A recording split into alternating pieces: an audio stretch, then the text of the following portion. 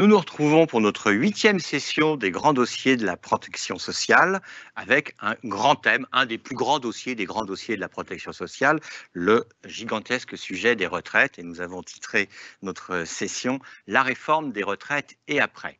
Alors pour débuter, vous avez la possibilité qui vous est offerte de participer à notre petite approche ludique. Vous allez pouvoir contribuer à un nuage de mots. La question qui vous est posée, c'est la réforme des retraites et après. Et vous n'avez même pas droit à 2 mots, vous n'avez même pas droit à un slogan simplificateur, vous avez le droit à un mot. Et puis, j'interrogerai nos 3 participants, que je remercie d'être présents, sur ce qu'ils retirent de ce nuage de mots, de ces mots qui vous viennent à l'esprit lorsque on vous interroge sur ce large sujet de la réforme des retraites. Le temps que ce nuage de mots se profil, je vous présente très rapidement nos 3 intervenants. Patrick Aubert, qui est un ancien de l'adresse, entre autres, qui est un ancien également du corps et qui est aujourd'hui à l'Institut des politiques publiques. Et donc, comme l'Institut des politiques publiques n'est pas, ou pas encore un organisme de sécurité sociale, Patrick, est-ce que vous pouvez nous dire ce qu'est l'Institut des politiques publiques, en 2 mots? Bonjour, donc effectivement, l'Institut des politiques publiques est en fait un labo de recherche qui est rattaché à l'École d'économie de Paris et qui se consacre essentiellement à l'évaluation des politiques publiques en France, donc en mettant en œuvre toutes les méthodes de la recherche en économie. Yannick Moreau, vous êtes une connaisseuse, une experte de tout le système social français et vous avez entre autres choses présidé le corps, mais vous êtes toujours membre du comité de suivi des retraites, donc j'imagine que 99% des gens qui nous suivent savent ce qu'est le corps, mais une petite piqûre de rappel sur le comité de suivi des retraites, ce serait peut-être bienvenu. Oui, le comité de suivi des retraites a été créé parce que le corps fait une analyse de la situation, mais pas de proposition. Et il a été estimé par le gouvernement qu'il fallait pouvoir partir de propositions, quitte à les retenir ou pas. Donc nous sommes 5 et nous devons faire chaque année des propositions après le rapport du Conseil d'orientation des retraites. Pierre-Louis Bras, vous présidez le corps. Alors, je ne vous fais pas l'injure de dire « Allez, expliquez-nous ce qu'est le corps ». Si les gens sont à nous écouter là, c'est parce qu'ils savent ce qu'est le corps, c'est parce qu'ils ont des idées, des expertises, des opinions sur le système des retraites éclairées par le corps. Alors, vous voyez sur les écrans qui sont autour de nous que le nuage de mots continue à être informé, documenté par nos auditeurs, par les gens qui nous regardent et nous écoutent. Vous observez que les mots qui apparaissent les plus visibles sont ceux qui ont été les plus prononcés, les plus rédigés. Je vois qu'au cœur du dossier, on trouve argent, mais vous trouvez autour de argent les questions de complexité, les questions de solidarité, d'équité nécessaires. Vous pouvez trouver également les termes, l'expression, les groupes de termes qui vous semblent les plus caractéristiques de ce gros sujet de la réforme des retraites et après. Certains mettent, vous voyez, injuste, d'autres mettent la réforme suivante, d'autres mettent mal calculé, pardon. On voit les termes des experts qui arrivent, paramétriques, systémiques. Enfin, quelle lecture vous faites de ce nuage de mots toujours en cours? Voilà, je me tourne pour commencer vers Pierre-Louis. Je veux dire que ma lecture, elle est induite par mes fonctions. Et donc, mes fonctions au corps, c'est de rendre compte des données à partir d'un conseil où il y a des gens qui pensent, par exemple, que la réforme est nécessaire, et il y a des gens qui pensent qu'elle n'est pas nécessaire. Il y a des gens au sein du corps... Je vous coupe pour dire que vous voyez les 2 mots, il y a nécessaire, injuste. Là. Voilà, il y a des gens au sein du corps qui pensent que, je ne sais pas s'ils pensent qu'elle est juste ou injuste, mais qui pensent que comme elle est nécessaire, ça l'emporte sur savoir si elle est juste ou injuste. Et puis il y en a d'autres qui pensent qu'elle n'est pas nécessaire et qu'en plus elle est injuste. Et donc moi, comme je parle au nom du corps, je n'utilise jamais d'adjectif. Et donc je ne parle que des données. Et donc, je ne vais pas réagir à nécessaire, juste et injuste, parce que ça serait trahir le conseil au nom duquel je parle. Bien sûr, donc le mot qui vous plaît le plus, c'est argent, parce que ça n'est pas un qualificatif et il est au centre du nuage. Là, c'est clair que je n'aurais pas mis le mot argent, mais on pourrait dire point de PIB, voilà, c'est à peu près la même chose, quoi. Patrick, alors comment vous réagissez à ce nuage, à ces termes qui apparaissent? Il commence à se stabiliser. En fait, je trouve qu'il est assez évocateur de la réforme, c'est-à-dire il y a à la fois des termes très techniques et des termes très négatifs. Donc c'est vraiment un peu les deux pôles où on gravite toujours dans toutes les réformes. On a beaucoup plus de mal à trouver les termes assez positifs dans l'ensemble, et c'est aussi assez marquant de la manière dont les débats sur les réformes des retraites se passent en France. Yannick, quelle est votre lecture de tous ces mots autour de notre beau sujet de la réforme des retraites? Je suis presque étonnée que le mot nécessaire soit en si gros. Ah oui, il est vraiment au centre là, maintenant. Car les gens que j'ai vus autour de moi, en général, n'en étaient pas convaincus. Ça, c'est la première chose. La deuxième chose, c'est qu'il y a beaucoup de mots. Ah oui. Ça veut dire que quand il y a tant de mots, c'est peut-être difficile de se faire une idée. Ah oui, c'est oui, deux oui. choses qui me frappent. Voilà, nous avons une bonne heure pour tenter de nous faire une idée sur ces réformes. Évoquant avec vous par courrier électronique la préparation de cette séquence, je vous ai proposé une première question qui est de savoir si le système des retraites, le système français des retraites, est condamné à ces réformes qui s'ajoutent successivement et, pour faire un qualificatif aussi, difficilement. Peut-être Pierre-Louis, pour commencer sur ce sujet, sommes-nous condamnés aux réformes difficiles? Alors, toutes les réformes des retraites ont été difficiles, sauf les réformes invisibles. Et les réformes invisibles, c'est celles qui ont agi par les modes d'indexation ou au sein d'Arco-Agir par les évolutions de la valeur d'achat et de la valeur de service du point. Ça, c'est les réformes les plus productives en termes de réduction des dépenses du système de retraite. Et c'est celles dont on n'a jamais parlé, parce que c'est des réformes que personne ne voit et que personne ne comprend.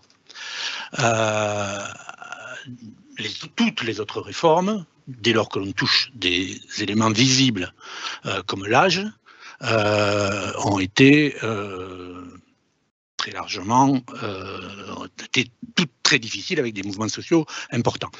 Après, est-ce qu'on est condamné? J'aime pas trop cette question parce que c'est penser que le système de retraite, c'est du domaine de la nécessité. Or, c'est aussi du domaine des choix politiques. Clairement, il vaut mieux qu'un système de retraite soit équilibré qu'un déficit, mais dès lors qu'il y a un déficit, il y a plusieurs manières d'envisager les évolutions, augmenter les cotisations, repousser l'âge, peser sur les pensions liquidées. Et c'est ça la question. Or, quand on évoque des termes comme nécessaire ou condamné à, on pose tout de suite la question comme s'il s'agissait simplement de dérouler quelque chose qui s'impose techniquement à tous les acteurs et dont on n'a pas besoin à la limite de discuter puisque c'est nécessaire. Et donc, par rapport à cette question, moi j'aimerais remettre en cause le terme condamné, mais clairement, étant donné les évolutions démographiques, le vieillissement, ainsi de suite, il est clair qu'on est condamné à discuter des retraites. Ça, il n'y a pas de problème. Patrick.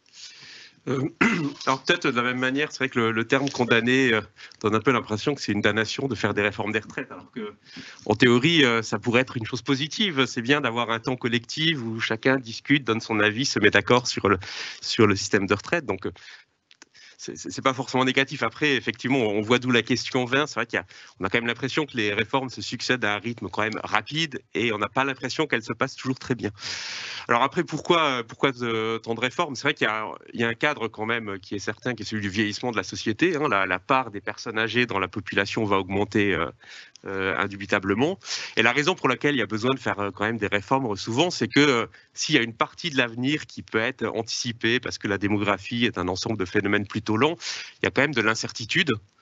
Et donc, il y aura des changements, des évolutions qu'on n'aura pas forcément pu prévoir. Et c'est ça qui rend un peu alors, pas forcément nécessaire, mais en fait, c'est ça qui conduit à périodiquement revenir sur le métier et se poser ces questions. En fait, si on voulait ne plus être condamné à des réformes successives et difficiles, il y aurait plusieurs choses. En fait, il faudrait avoir déjà tout anticipé, c'est-à-dire prévu dans le système de retraite comment le système s'adapte automatiquement à toute cette incertitude future. Donc ça, c'est le fameux débat sur les stabilisateurs automatiques, c'est-à-dire des formules de calcul qui vont prédéterminer à l'avance toutes les évolutions du système de retraite. c'est pas très vendable politiquement et généralement il y a peu de gens qui se prononcent pour. Une autre solution, ça pourrait être de faire une fois la grande réforme en se plaçant dans le scénario du pire, c'est-à-dire définir un peu la retraite minimale en prenant les hypothèses les plus noires possibles. Et ensuite, il y aurait toujours des réformes parce que on peut espérer que ce qui se produit ne soit pas le scénario du pire, mais ce ne serait plus des réformes difficiles, parce que ce serait toujours mieux, donc ce serait plutôt comment on améliore les choses par rapport au scénario du pire. Mais c'est pareil, la réforme basée sur les hypothèses les plus noires possibles, c'est pas très vendable. Peut-être un deuxième sujet, hein, parce que quand on dit tout ça, c'est vrai qu'on se focalise un peu sur une question qui est importante, mais qui n'est pas la seule, qui est celle de la soutenabilité financière du système de retraite. Il y a aussi une autre raison pour laquelle on a souvent des réformes, c'est que le système de retraite français, il a beaucoup d'objectifs, il cherche à faire beaucoup de choses qui se sont accumulées au fil du temps et qui ont conduit à empiler l'un après l'autre des dispositifs qui, chaque fois, étaient justifiés par un des objectifs, mais en oubliant un peu la cohérence globale de l'ensemble, ce qui fait qu'on a quand même un système qui cherche à faire plein de choses, qui va dans tous les sens et qui parfois se contredit lui-même. Donc si on essaye de réfléchir de façon un peu froide sur l'équité, il y aurait sans doute des choses à faire pour rendre le système plus juste et plus équitable. Mais fortement faisant ça, on ferait des personnes qui perdraient beaucoup en termes de retraite. Et forcément, changer ça ne rendra pas toujours tout le monde content et ce sera forcément difficile. Et Yannick Moreau, alors sommes-nous des damnés de la retraite ou au contraire peut-on estimer qu'on peut envisager des réformes heureuses? D'abord, il y a quand même eu au moins une réforme qui s'est passée sans drame. C'est celle de 2014. Alors, on me dira, celle qui était sous Hollande, on dira c'était pas une réforme très importante. En milliards d'euros rapportés, par rapport à celle-ci, c'est peut-être 2 fois moins, mais enfin, ça fait 10 fois moins de drames.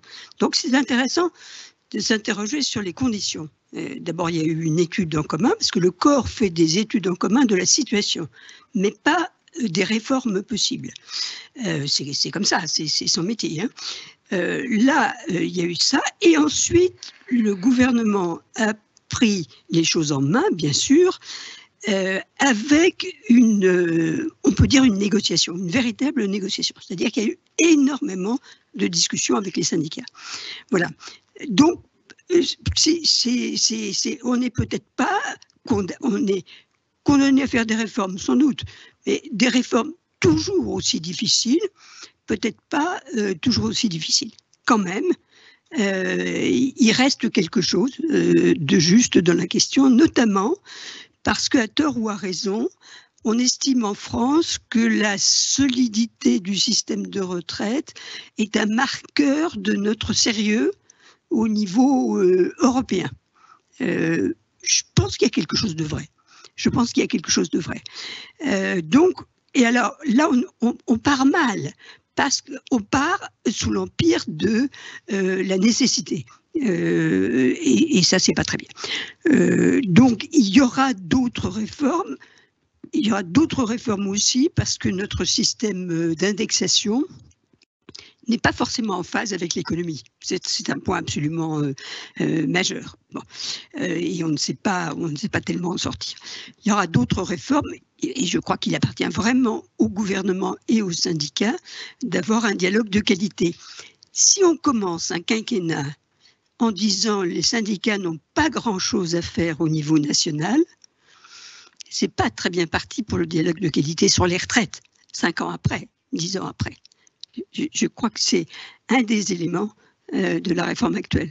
Je voulais prolonger un peu cette question sur les réformes difficiles en France. Vous êtes tous les trois des experts des systèmes de retraite, pas seulement du système français, et vous placiez ça dans le concert européen. Est-ce que c'est plus facile ailleurs de réformer les retraites? Alors, Pierre Lubrat.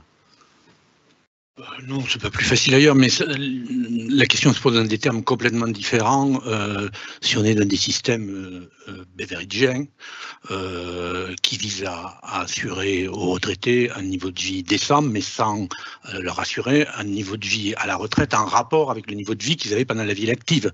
Le problème des Britanniques aujourd'hui, ce n'est pas de baisser la part des retraites publiques dans le PIB et de baisser les dépenses de retraite publiques. La dernière réforme qu'ils ont fait en 2012, c'était pour rendre obligatoire dans les entreprises le fait de proposer aux salariés une retraite par capitalisation qui viendrait compléter la retraite publique de base. Donc, ça dépend des systèmes. Dans tous les systèmes bismarckiens, il y a eu des tensions, il y a eu des réformes en Italie qui se sont faites sous la pression de la dernière crise, celle de 2010 et des dettes souveraines, avec des retours sur ce qui avait été décidé à l'époque, qui se sont faits aussi avec d'énormes difficultés. Donc oui, tous les systèmes bismarckiens, parce qu'il y a un mouvement démographique de vieillissement, sont soumis à ajuster leur système de retraite, et c'est souvent difficile. Il n'y a pas de spécificité française dans ce domaine. Yannick, est-ce qu'il y a des spécificités françaises ou à l'inverse, est-ce qu'il y a un pays merveilleux dans lequel les retraites ont été ajustées de façon c'est pas un sujet que je connais très bien, mais je pense que la France est un des pays où les difficultés s'expriment de la manière la plus visible et bruyante. C'est pas forcément plus difficile, mais il y a des moments un peu dramatiques. Mais prenez un pays comme la Suède, je parle sous le contrôle, hein, où on disait que toutes les réformes avaient été faites, ben, il a fallu qu'ils réforment quand même. Bon, l'Allemagne, voilà. Donc il n'y a pas des pays tranquilles d'un côté et des pays qui sont bruyants de l'autre, mais il y a des pays qui sont plus bruyants les uns que les autres. Alors, Patrick, la même question. Est-ce que vous avez un pays à l'esprit où ça se passe parfaitement bien quand on veut changer le système de retraite, ou à l'inverse, un pays où ça se passe encore plus mal, ou de façon, encore plus tendue que dans le contexte français? Non, alors j'ai pas en tête la situation de tous les pays du monde.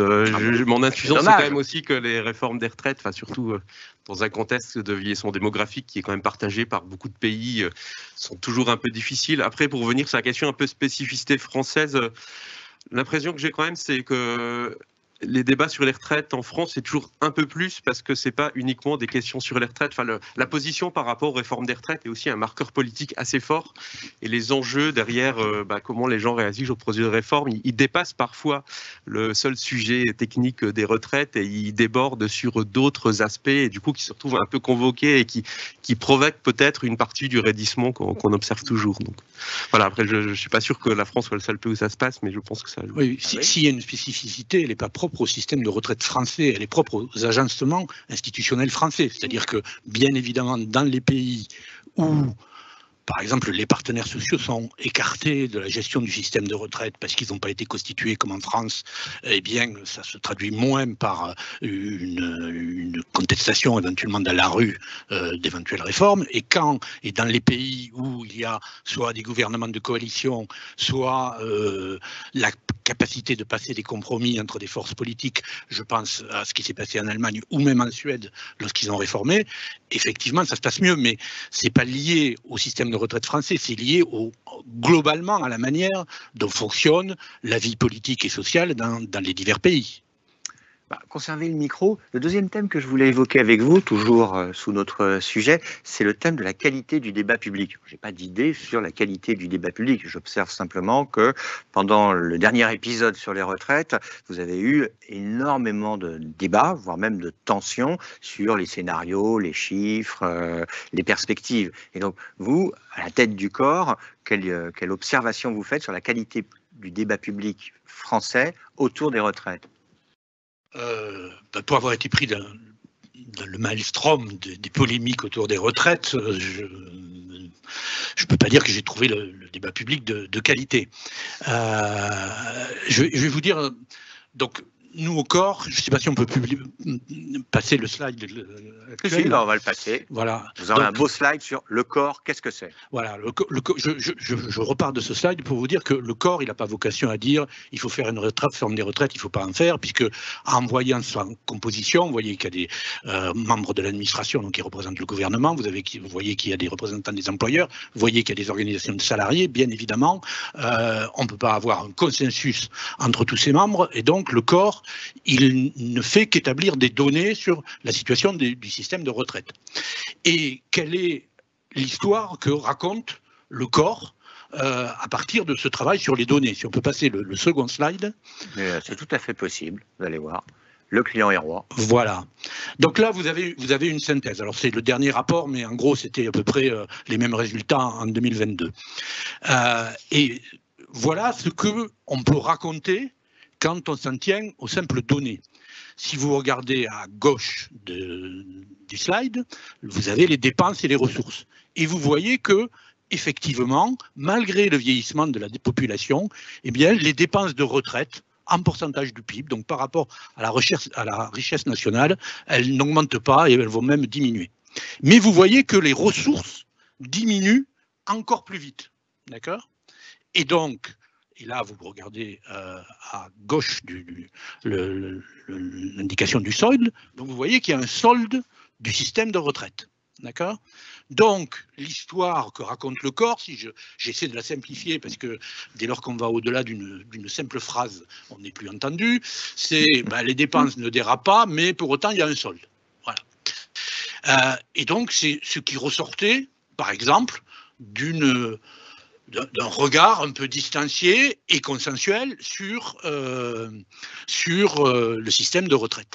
Le problème, c'est que cette narration, cette histoire, elle ne correspondait pas à une autre histoire qui était sous-jacente à la réforme des retraites et qui était la France vieillit, donc il va y avoir un déficit majeur des retraites et donc il faut repousser l'âge.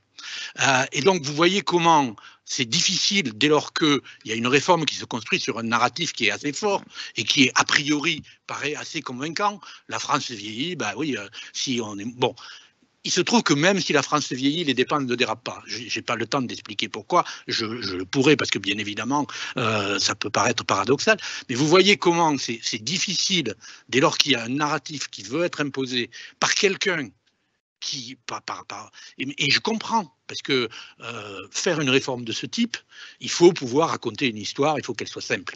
Et l'histoire que je viens de vous raconter, la France vieillit, donc ça dérape sur les retraites, donc il faut repousser l'âge, c'est une histoire simple, ainsi de suite. Le problème, c'est que quand on parle au nom d'un groupe qui s'est astreint au consensus, et un consensus qui ne se construit pas autour d'un compromis, on ne négocie pas au corps, qui se constitue à partir d'un examen partagé de données, eh bien on ne raconte pas la même histoire. Et donc vous avez des clashs, comme celui, alors j'ai entendu que le corps disait que la réforme n'était pas nécessaire, bien évidemment le corps n'a jamais dit ça, parce que, et son président non plus, puisque au sein du corps, il y a des gens qui pensent que la réforme est nécessaire, il y a des gens qui pensent qu'elle ne l'est pas. Donc, et ensuite, le débat, il ne revient pas aux données de base, aux histoires qu'on raconte. C'est du buzz entre l'histoire c'est nécessaire et l'histoire c'est pas nécessaire, d'accord. Donc, moi j'ai pas participé à ce débat, sauf quand j'étais convoqué par l'Assemblée nationale. Mais après, vous revenez jamais aux données. Le problème des données, c'est que pour les expliquer, il faut 3 quarts d'heure. Ah, on les a pas là. Hein. Voilà. Et même à l'EN3S, voilà, qui est une institution d'élite et une institution un peu académique, eh bien, un débat sur les retraites, c'est 1 heure. 2 heures. On a 2 heures parce qu'il y a 1 heure ici, puis on a 1 heure demain encore. Non, donc, mais pardon. Oui. Je ne suis pas là pour c'est le principe. En fait, on n'a pas le temps, d'accord. Donc, ce qui va formater le débat, ça va être les histoires qu'on raconte, d'accord. Par exemple, moi j'ai bien vu le narratif de ceux qui promouvaient la réforme, et c'est vrai aussi que l'opposition à la réforme s'est saisie d'une des parties du discours du corps, les dépenses ne dérapent pas, pour raconter une autre histoire. Et ensuite, on n'a jamais pu démêler, prendre le temps de démêler la pertinence de chacune de ces histoires, de les peser, et on a eu le débat qu'on a eu. Alors après, je passe sur les autres épisodes du débat, notamment sur les petites pensions, le MICO, et ainsi de suite, où alors là, ça a été la confusion totale dans le discours de l'annonce, et puis après, parce qu'on avait oublié que c'était un minimum contributif qui ne valait que pour les carrières liquidés au taux plein et pour lesquels il y avait eu une carrière continue. Voilà. Bon, mais je passe sur cet autre aspect. Voilà. Yannick Moreau, est-ce que vous partager les observations du président actuel du corps sur cette compétition des narratifs, c'est l'expression à la mode, les narratifs, et sur les débats qui sont assis sur des positions qualifiant les mêmes d'idéologiques, enfin, et pas sur les données, les informations. Alors, d'abord, je crois que la question de la qualité du débat, il faut repartir un peu en arrière, parce que quand même, on y trouvera des occasions d'être un petit peu optimiste. Quand, en 95, le Premier ministre de l'époque a prononcé quelques mots sur la réforme des retraites, il a bloqué la machine pour des années. Donc, on est passé d'une annonce au degré zéro du débat. Voilà, on ne pouvait pas annoncer. Et il y a un moment, un autre Premier ministre qui s'est dit « je ne peux pas indéfiniment, il y a un vieillissement de la population, etc. » Et donc, il a demandé, vous vous souvenez, à Jean-Michel Charpin, qui a fait un rapport de bonne qualité, mais ça n'a pas marché, parce que ça allait trop vite. Donc, sur cette base-là, le Premier ministre ne pouvait rien faire.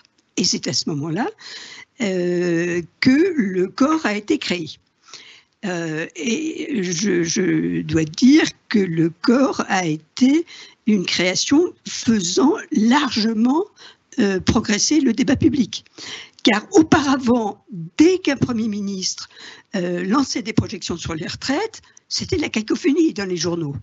Avec le corps, on peut travailler tranquillement, avec des données qui sont disponibles pour tout le monde, et on évite les 3/4 des faux débats. Les 3/4, c'est beaucoup les 3/4. Donc, il reste 1/4 de problèmes difficiles pour des raisons soit d'intérêt, soit des autres, soit des raisons techniques aussi, hein, ça peut exister. Donc voilà, le débat doit se concentrer maintenant sur le quart. Donc je trouve on a beaucoup progressé, vraiment beaucoup, avec un corps qui a été conduit régulièrement bien. Il faut savoir que quand il a été créé, les administrations ne se parlaient pas.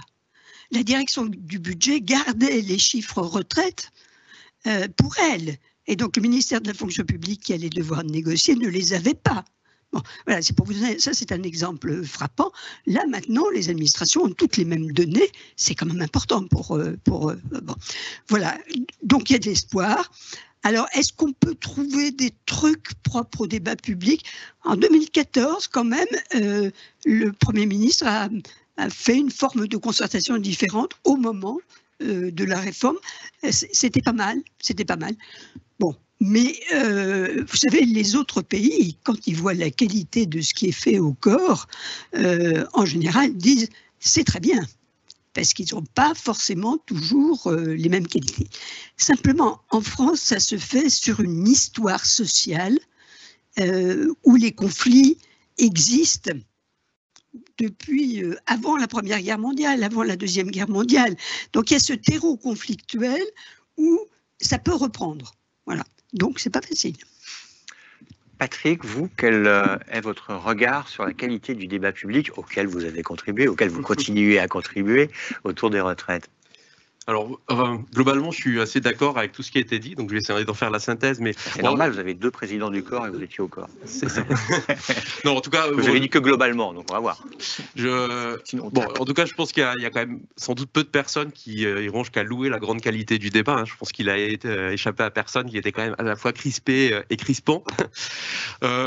L'impression que j'en ai, c'est qu'il y a quand même un peu des forces d'évitement du débat avec donc les fameux narratifs, hein, avec deux registres opposés qui réussissent en gros à neutraliser tout débat. Un registre qui est de l'ordre de la dramatisation, tout ce qui tourne autour des expressions système à bout de souffle, système au bord de la faillite, enfin, qui conduisent au fameux nécessaire qu'on a vu en gros, en fait, qui conduit en gros à dire il n'y a pas à réfléchir, il n'y a pas d'autre solution, il faut y aller.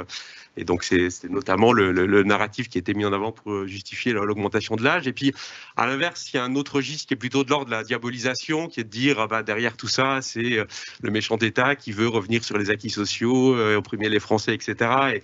Et en gros, qui conduit instinctivement avoir toute proposition comme une remise en cause des droits sociaux et donc quelque chose à redresser. Et donc forcément, une fois que un peu les deux parties sont durcies dans ces deux registres opposés, bah c'est difficile d'avoir un débat constructif parce que, voilà. À l'inverse, et c'est vrai, pour rejoindre la deuxième chose, ce qui est paradoxal, c'est qu'il y a aussi dans le débat une extrême qualité au sens où il y a énormément de travaux, de données, de résultats. Et je pense qu'il y a, alors encore une fois, je ne connais pas la situation dans tous les pays, mais je ne suis pas sûr qu'il y ait beaucoup de pays qui aient une telle abondance de résultats, de connaissances, de travaux récents disponibles sur les retraites pour alimenter le débat. Et il y a quand même des choses aussi très intelligentes qui se disent dans le débat. Donc on a un peu ces extrêmes, mais c'est presque mystérieux qu'avec toute la qualité de l'information disponible et la somme de tous les dossiers du corps depuis 20 ans, on n'arrive pas à avoir un débat de meilleure qualité. Donc pour moi, c'est un peu ce que j'ai dit tout à l'heure, c'est que je pense que le système de retraite, les débats sur les retraites sont un peu otages de positionnements politiques qui le dépassent un peu, et donc du coup les gens se mettent dans ces registres un peu extrêmes parce que pour des raisons qui sont plus des raisons politiques que des véritables opinions sur le système de retraite.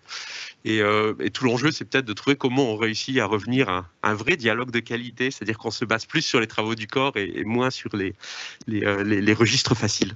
C'est une bonne transition vers la question qui me vient à l'esprit, puisque la qualité du débat sur les retraites est un 4/4, que les 3/4 sont à peu près assurés en termes de qualité. Comment faire pour améliorer ce dernier quart? Pour prendre le langage du Conseil d'État, désormais, son dernier kilomètre de débat. Ah, Yannick, je vous vois réagir en tant que membre du Conseil d'État.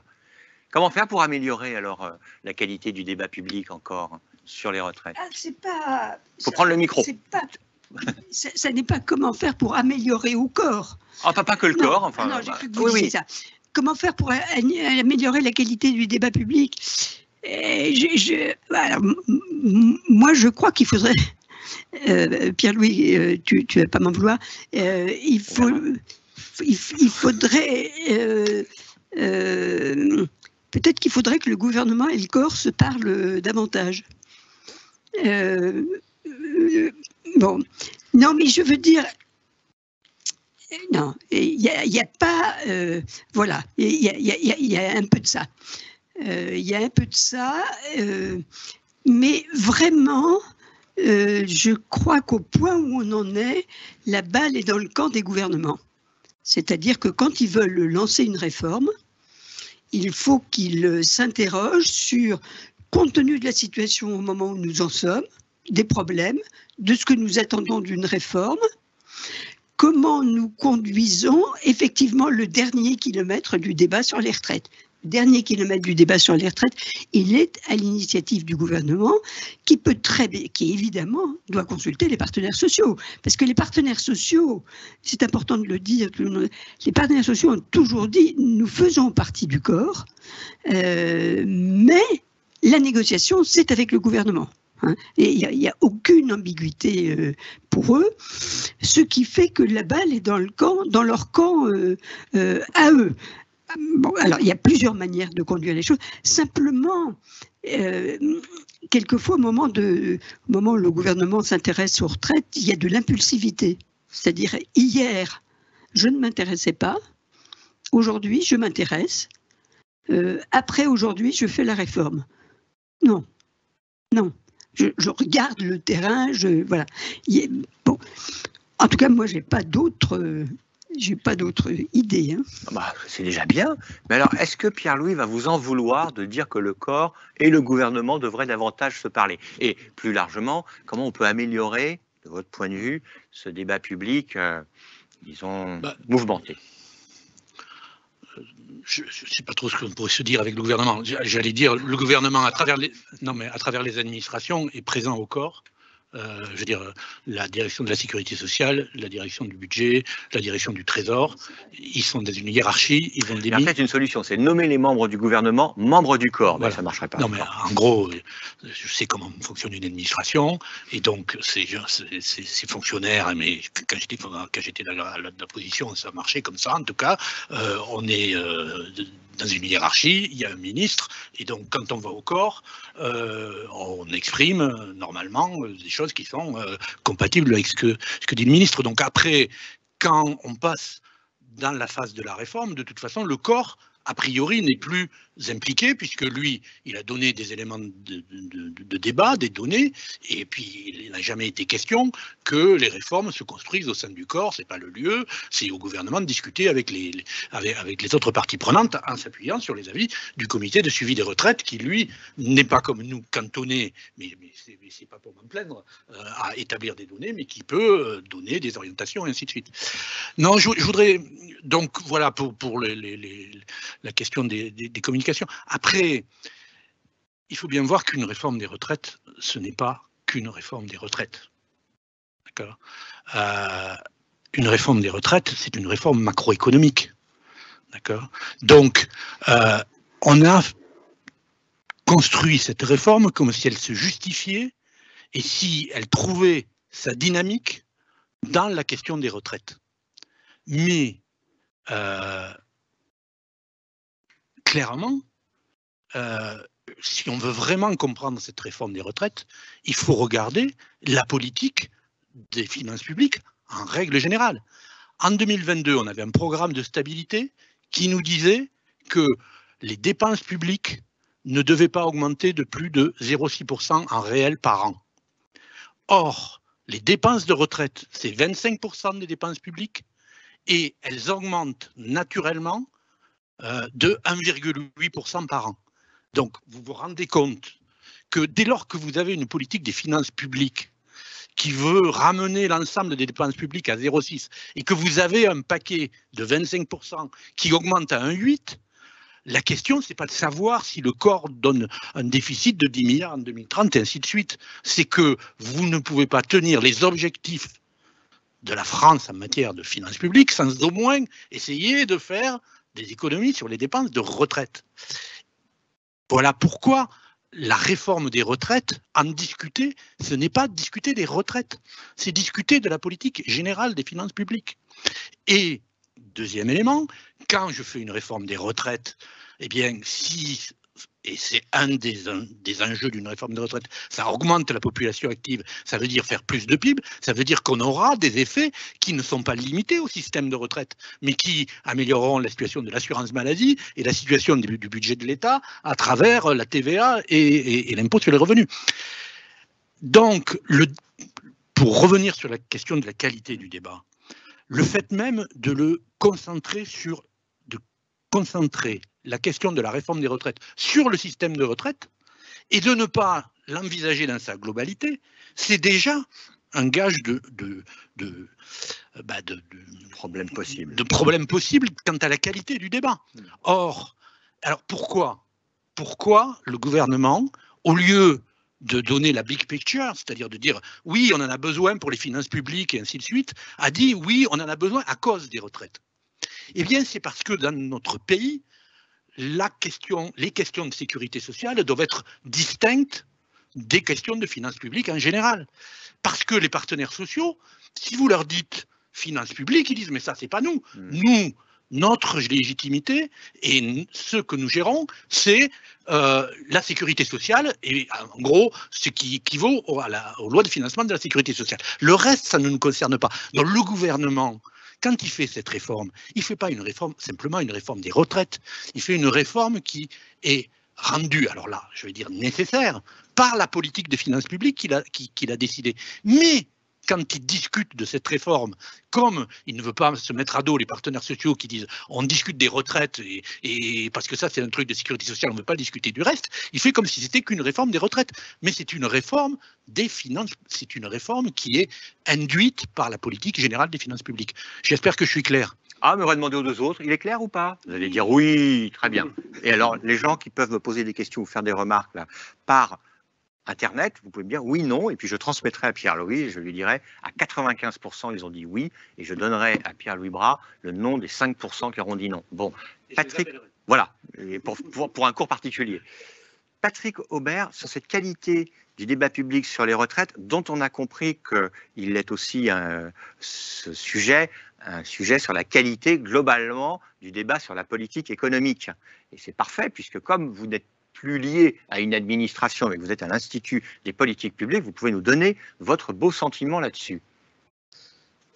Et normalement, vous devriez conclure en disant il faut donner plus de sous à l'Institut des politiques publiques pour un débat mieux éclairé. Mais alors, avant ça... Effectivement, il faut donner plus de sous à l'Institut des politiques publiques pour un débat mieux éclairé. Non, peut-être pour revenir à la question... comme je disais, un des éléments pour moi de la mauvaise qualité et une des voies d'évitement, c'est que tout de suite les débats ils rentrent dans en gros des discussions ultra techniques. Chacun fait son concours l'épine en gros ce qu'il propose comme mesure, comme modification de paramètres, et comme personne n'est capable de bien appréhender toutes les conséquences de si on bouge la durée requise à cet endroit, si on désinjecte telle toute chose. En fait, tout le monde peut dire tout et n'importe quoi et finalement personne ne se parle vraiment. Et pour moi, ce qu'il faudrait pour améliorer le débat, c'est qu'on réussisse à déplacer le débat qui ne porte plus sur les règles de retraite, mais sur les objectifs du système de retraite. Parce que paradoxalement, en fait, il n'y a pas de vrai... Par exemple, aujourd'hui, dans la loi, la seule chose qui définisse un peu l'objectif en termes de niveau de pension, c'est une phrase qui dit que le système de retraite garantit un niveau de vie satisfaisant pour l'ensemble des retraités. Qu'est-ce que ça veut dire? Comment, à partir de ça, on sait ce qu'il faut faire en termes de MICO, en termes de règles d'indexation ou autre? Bonne chance pour les définir. Donc, je pense qu'il faudrait vraiment d'abord, empêcher tout un chacun de se positionner sur qu'est-ce qu'il a inventé, lui, comme nouvelle modification paramétrique dans les coins, et réussir à vraiment qu'à un moment, on force un peu le législateur à dire, par exemple, quel est le niveau moyen de retraite relativement aux actifs qui est souhaité. Est-ce que c'est comme aujourd'hui à peu près la parité? Est-ce que c'est comme ce qui est prévu pour le retour à l'équilibre, c'est-à-dire une baisse de 20% par rapport à aujourd'hui? Mais en tous les cas, on ne peut pas dire c'est des fois la parité, des fois 80% et on verra. Je pense que si on arrivait à repositionner le débat là-dessus, ça forcerait un peu plus à se placer sur le fond et peut-être qu'on en gagnera un peu. Alors, Yannick Moreau et Pierre-Louis Bras d'abord parce qu'il me dit oui, je veux dire un mot. Que pensez-vous de la proposition de Patrick qui consiste à dire arrêtons de nous bagarrer sur les règles, même si elles ont leur importance, mettons en avant le débat sur les objectifs? Je suis tout à fait d'accord. Ouais, voilà. C'est ça qu'il faudrait, c'est pas partir de quel est le solde, c'est qu'est-ce qu'on veut sur l'âge de départ à la retraite, qu'est-ce qu'on veut sur globalement la relation entre actifs et retraités, qu'est-ce qu'on veut sur le taux de cotisation des actifs, parce qu'il ne faut pas oublier que ce qu'on répondra aux deux autres questions, ça se traduit ensuite par je vais prélever plus ou moins sur les actifs. Il faut pas non plus, on peut pas avoir le beurre et l'argent du beurre, il n'y a pas de doute. Mais moi, ce qui m'a fasciné aussi dans ce débat, c'est son côté économiciste. C'est-à-dire que il est clair que si on repousse l'âge de la retraite, il y aura à terme plus de gens qui travaillent, et que s'il y a plus de gens qui travaillent, on sera globalement plus riche. À la fois ceux qui continueront à travailler alors qu'ils auraient pris leur retraite parce qu'ils auront un salaire et après une retraite meilleure, et puis on sera plus riche collectivement parce que ces gens-là qui sont plus riches contribueront à la richesse collective à travers les cotisations retraite, les cotisations maladie, la CSG, la TVA et ainsi de suite.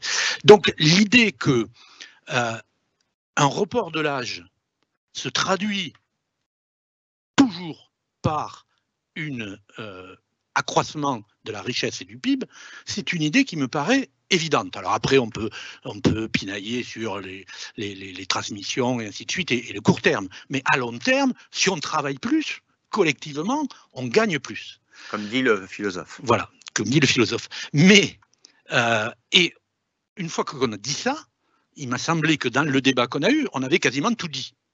Or, bien évidemment, si on travaille plus, on gagne plus, mais on perd quelque chose. Et il y a une contrepartie. Cette contrepartie, c'est le temps libre et le temps libéré des gens qui devront, s'il y a un report de l'âge, travailler plus.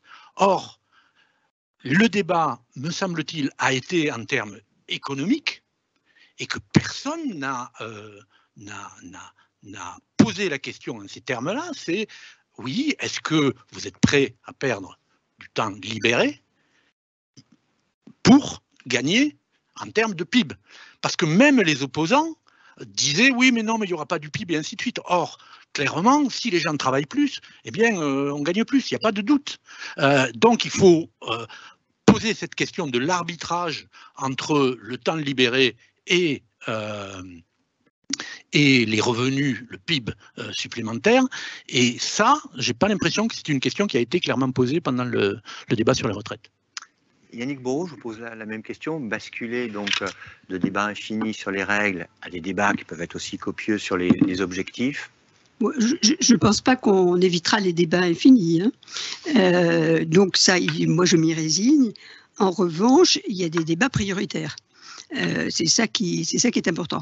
Alors, Pierre-Louis a raison de dire le débat sur si j'augmente l'âge de la retraite, qu'est-ce que ça fait, quelles ressources supplémentaires ça donne au système de retraite et d'autres systèmes. Oui, c'est important.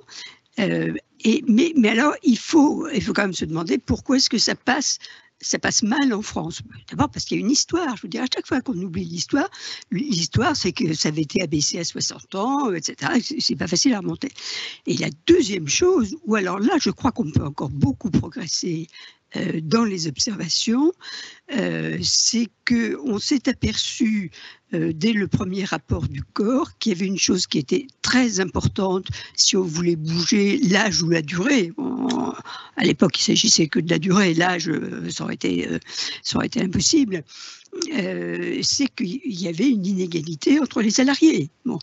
D'où deux thèmes qui, à l'époque, étaient très importants pour les syndicats, mais le sont toujours autant, qui sont pénibilité et longue durée de carrière. Bon.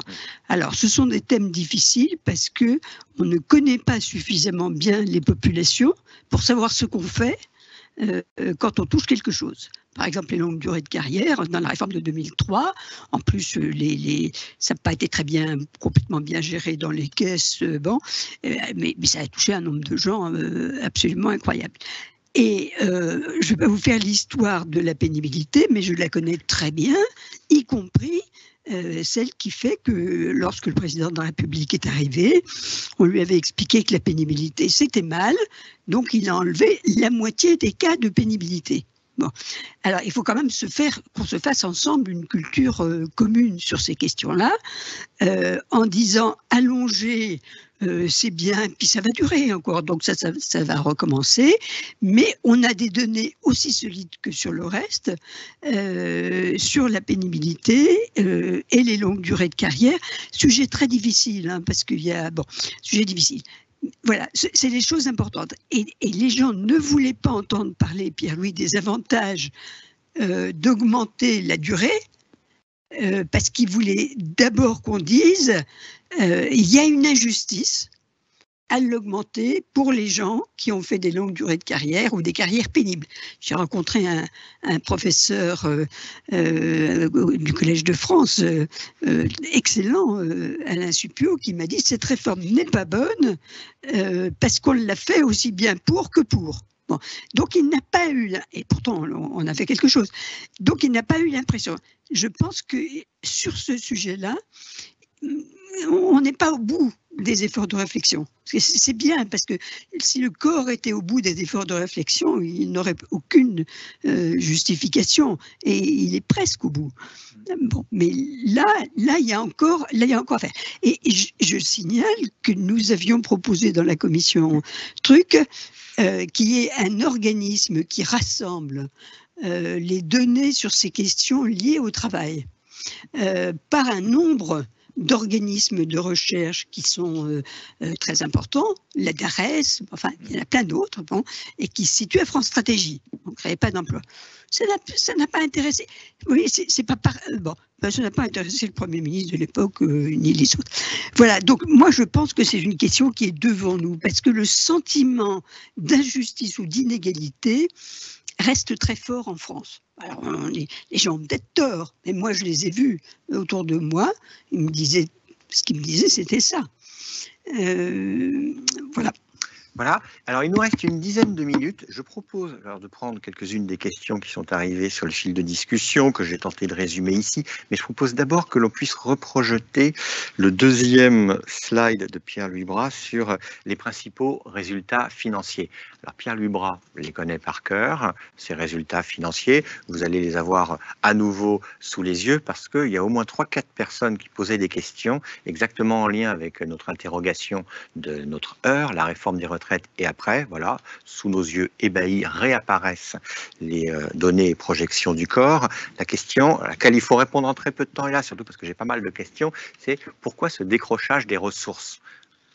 Alors, et là, Pierre-Louis va nous dire, le N3S devrait me donner 10 heures. Mais là, le pauvre, il a quelques secondes. alors, vous avez vu aussi qu'il y a eu une polémique sur le déficit caché par le corps, notamment à l'initiative de M. Beaufret, repris par le commissariat de plan. Les ressources du système de retraite sont assez particulières. S'il n'y avait que des cotisations, ça serait simple. Mais les cotisations, au sens strict, ce n'est que 66% des ressources du système de retraite. Et puis après, vous avez des ressources très particulières qui sont des subventions d'équilibre versées à des régimes spéciaux. Et surtout, pour la fonction publique d'État, vous avez une contribution d'équilibre. C'est-à-dire qu'en gros, on a des cotisations imputées, fictives, pour l'État employeur qui équilibre chaque année le système de retraite de l'État. Et ces ressources-là, qui sont un peu particulières, on les prend en compte dans les ressources du système de retraite. Alors attention, ce n'est pas le corps qui les prend en compte, c'est la loi de finances, à travers le CAS Pension, c'est les lois de financement de la sécurité sociale qui considèrent que le système de retraite des fonctionnaires est complètement équilibré. Et donc vous voyez que les ressources au titre des fonctionnaires, elles évoluent comme les dépenses des fonctionnaires. Et donc, c'est ça qui fait baisser les ressources par rapport au PIB. S'il n'y avait que des cotisations, en gros, l'assiette des cotisations, la masse salariale et les revenus du travail, ça évolue, bon an, mal an, comme le PIB. Et donc, s'il n'y avait que des cotisations, les ressources, elles seraient stables en pourcentage du PIB. Mais c'est parce qu'il y a ces ressources particulières qui sont des cotisations imputées, et que ces cotisations imputées, elles dépendent non pas de ce qu'on prélève vraiment, mais des dépenses qu'on fait pour la fonction publique d'État, et que les dépenses pour la fonction publique d'État, parce que c'est un vieux régime, elles vont plutôt diminuer, parce qu'on est dans un régime où il y a presque autant de retraités qui décèdent que de retraités qui arrivent, d'accord ? Et donc c'est ça qui fait que les ressources baissent. D'accord ? Mais vous voyez que c'est quelque chose qui est complètement conventionnel. Parce que si je calculais un déficit sans faire la convention que le système de retraite de l'État est complètement équilibré, j'aurais un autre solde. Et donc, vous voyez que tous les débats se concentrent sur cette idée de solde, alors que ce solde, c'est une convention. C'est la convention que tout le monde utilise, mais par exemple, c'est une convention qui est remise en cause par François Bayrou, qui nous dit qu'il y a 30 milliards de soldes de plus. Il n'est pas le seul, mais... Oui, M. Bayrou et M. Beaufret, et puis ça a été repris. Et M. Lebras, ça fait 3... Enfin bon, mais passons. Voilà, et ça a été repris par des journalistes, et ainsi de suite. Donc, mais c'est vrai que ce solde, il a un caractère éminemment conventionnel. Et si... Alors vous me direz, mais pourquoi vous le calculez, puisque si ça... on le calcule en disant qu'il n'est pas plus vrai qu'un autre, mais en tout cas, c'est comme ça que parle le gouvernement quand il établit les lois de finances et les lois de financement de la sécurité sociale. Alors, j'ai reçu plein de questions très larges, vous allez voir, on fait comme à la télé, à la fin d'une émission, vous avez « Est-ce que Dieu existe ?» et boum, on est obligé de le dire en 10 secondes. Plein emploi, la mère des batailles, point d'interrogation. Plutôt que de se concentrer sur les caractéristiques du système de retraite, est-ce qu'on ne doit pas seulement se concentrer sur le plein emploi et les taux d'emploi? Voilà, je prends plusieurs questions d'un coup. Ce qui est certain, c'est que le système de retraite est déterminé par plein de choses. Donc, il y a plein de choses qui se passent en amont. Donc, ce qui se passe sur le marché du travail avec la question du taux d'emploi, mais aussi la productivité, avec la question de la détermination des salaires, la natalité, les flux migratoires, etc. Donc, effectivement, on peut améliorer ou détériorer la situation du système de retraite, pas forcément en jouant sur le système de retraite, mais en jouant ce qui joue en amont.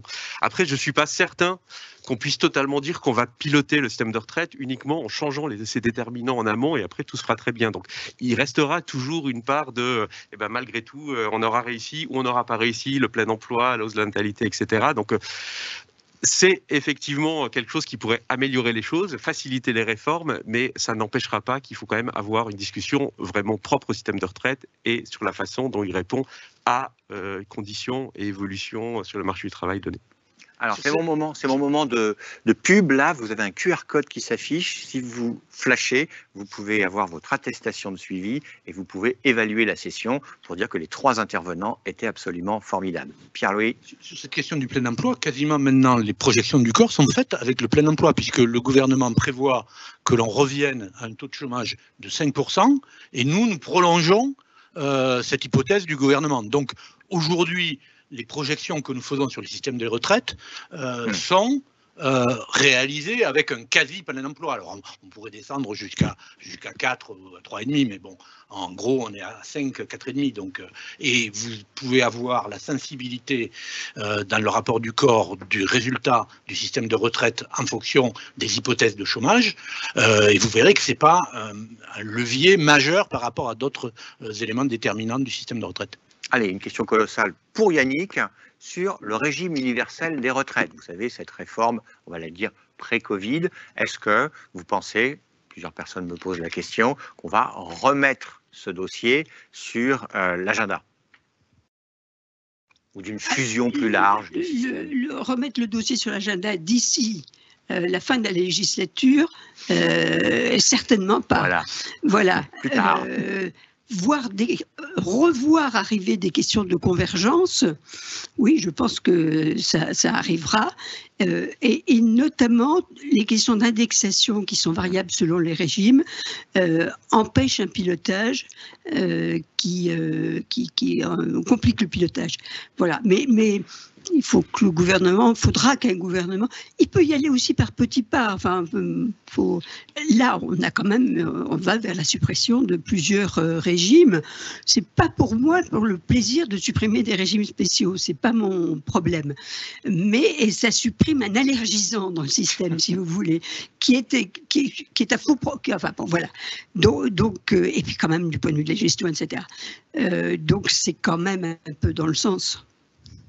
Très bien. Alors, j'ai une mini-question sur un thème très, très précis. Après, vous aurez chacun 1 minute seulement pour la question dont on avait convenu, qui était quelle est selon vous la principale mesure à prendre. Donc, vous passerez la baguette magique et poum, vous me direz comment on fait. Et là, à chaque fois, on me dit mais non, il n'y a pas qu'une mesure, etc. Mais je sais que vous y avez réfléchi. Donc, la question d'actualité ne porte pas sur le corps, mais porte sur l'Agirc Arrco. C'est que peut dire le corps de la liaison entre l'État et l'Agirc Arrco dans le débat très contemporain des ressources de l'Agirc Arrco. Pierre-Louis, peut-être? Le corps se gardera bien de porter un jugement sur ce qui se passe. Néanmoins, il prendra acte de manière notariale de combien a coûté les dernières décisions d'Agirc Arrco, combien, s'il y a un transfert qui est organisé dans les lois de finances ou les lois de financement de la sécurité sociale, quel est ce transfert, et il fera les comptes et il donnera la transparence à tout le monde. Mais il ne portera pas de jugement sur ce qui va se passer, quoi. Vous avez le micro magique et très peu de temps. Il y a une mesure à prendre pour améliorer notre système de retraite. Qu'est-ce que vous prenez comme mesure? Je reviens sur les 4 critères de pénibilité qui ont été enlevés en 2017. Très efficace, carré, posé. Voilà, donc moi j'empoche la mesure et je trouve que... Alors je pourrais continuer en disant, j'éclaire un peu la situation des fins de parcours actifs difficiles. Mais je considère que il l'a dit en même temps. Moi, je trouve que si on rapprochait les régimes de réversion et les régimes on ferait quelque chose d'utile parce que ce serait plus clair et plus juste. Donc, si c'est possible de le faire, c'est pas déterminant. Mais ça fait partie des choses qui font qu'il y a moins, je dirais, d'allergisants dans notre système qui en comporte beaucoup. Merci beaucoup, Patrick. Le micro magique. Alors au début j'ai trouvé la question difficile parce que j'avais plein d'idées, en fait. mais finalement non, finalement c'est ça. Mais en fait c'est ce que j'ai dit tout à l'heure. Je pense qu'il y a peut-être la première mesure à faire en fait, ce serait de forcer le législateur à enfin définir quels sont les objectifs du système de retraite, c'est-à-dire pas simplement des grandes phrases grandiloquentes qui disent que tout le monde soit heureux et que tout va bien, mais à définir des objectifs clairs, cohérents, mesurés et mesurables sur qu'est-ce qu'on veut pour le niveau moyen des pensions, qu'est-ce qu'on veut pour la masse de ressources qu'on consacre aux retraites, qu'est-ce qu'on veut sur le partage de la durée de vie entre durée de retraite retraite. Et voilà, donc c'est en gros forcer les législateurs à clarifier ces objectifs et à clarifier de manière qui soit globalement cohérente avec un système de retraite soutenable. Parfait, notre heure est quasi terminée. Il nous reste que quelques secondes qui me permettent juste de faire la transition vers notre prochaine session dans une demi-heure qui porte, il y a toujours des liens, sur l'avenir du travail. Il me reste aussi dans les 10 dernières secondes à vous applaudir moi-même parce que vous ne pouvez pas entendre les 500 personnes qui sont en train de faire une hola collective devant leur ordinateur. Merci beaucoup.